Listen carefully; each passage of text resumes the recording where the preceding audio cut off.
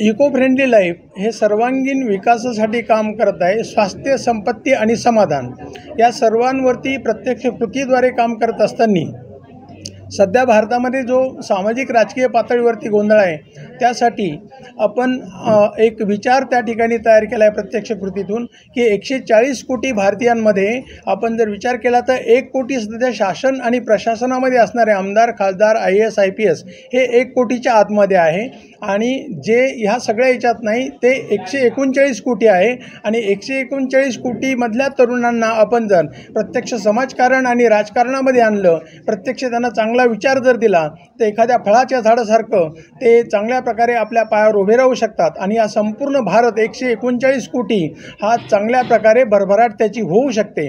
आणि म्हणून तशा अर्थाने आपल्याला 1 कोटी जे राजकीय आणि शासकीय आणि प्रशासकीय लोक आहे त्यांच्याबद्दल वाईट साईड बोलण्यापेक्षा, टीका टिप्पणी करण्यापेक्षा आपण 139 कोटीवरती काम करूया आणि त्याच्यातून नवनिर्माण भारत घडवूया।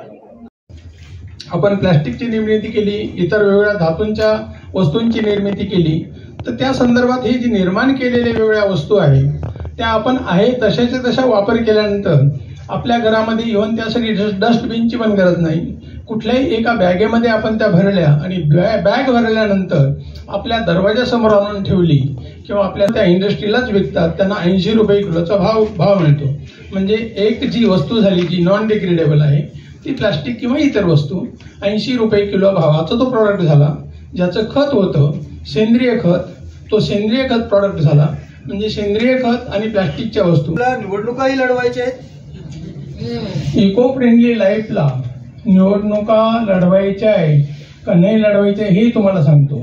इको फ्रेंडली लाईफला निवडणुकाच्या संदर्भामध्ये ह्या तरुणांना लढवायच्या आहे, तुम्हा लोकांना लढवायच्या आहे। आमची पिढी अगोदरची जी 70-80 वर्षाची आहे तर आम्हाला त्या वेळी त्याचे भागीदार आहात, तर त्या संदर्भामध्ये जे काम आहे ते तरुणांना करायचं आहे। तर तो जो पार्ट आहे तो कशा प्रकारे करायचा, काय करायचा, तर त्या संदर्भातली जी कार्यपद्धती आहे, जी संकल्पना आहे, जी स्ट्रॅटेजी आहे ती तुम्हाला समजून सांगितली जाईल।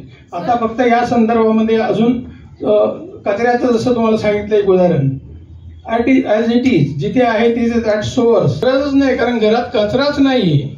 एक आहे प्लास्टिक किंवा इतर धातूचं प्रोडक्ट ते आणि 80 रुपये किलो, दुसरं आहे ते सेंद्रिय खत एक 10 ते 20 रुपये किलो। अशा प्रकारे हे 2 प्रॉडक्ट आपल्या घरातून बाहेर गेली तर कचरा कुठे, कचराच नाही। जर कचरा आहे म्हटलं तर कल्याणमधला जो कचऱ्याचा ढीग आहे तो त्याच्यावर 2-2 हजार कोटीचे कारखाने आले कचरा साफ करण्यासाठी, पण आजही तो कचरा गेलेला नाही, आहे तिथेच आहे, कारण आपल्या डोक्यामध्ये कचरा आहे। आता हा सर्व क्लिअर करताना कन्सेप्ट आम्ही मोकळे मनाने सांगतो। यापुढे भारतीयजम हा शब्द आणि त्यांच्या पाठोपाठ आपण सर्वांनीच ती प्रार्थना म्हणावी, सर्वांनी उभं राहावं। देहि देहि देहि स्वाहा ह्रीं ह्रीं सूर्याय सहस्रकिरणाय मम वन्दति देहि देहि स्वाहा। सगळ्यांनी हात जोडायचे। मित्र या नात्याने निसर्ग समृद्ध जीवन संस्कृतीचा मला अभिमान आहे। जेथे कोणताही जातीभेद वंशभेद व धर्मभेद नाही। जेथे मानव ही एकच जात व मानवता हा एकच धर्म